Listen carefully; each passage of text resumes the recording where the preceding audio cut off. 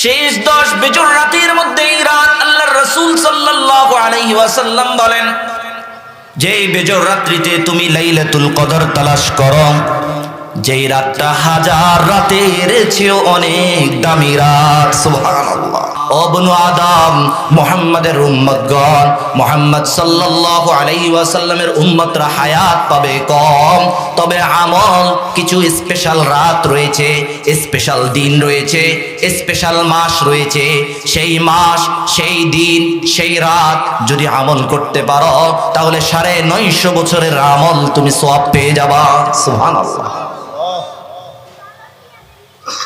হায়াত পাবেন কম, কিন্তু আল্লাহর রাসূল বলেন কেউ যদি লাইলাতুল কদরে ওই রাত্রি যাপন করে তাহলে হাজার রাত্রিতে আমল করলে যে সওয়াব, সেই সওয়াব তার আমল নামায় দিয়ে দেওয়া হবে। সুবহানাল্লাহ।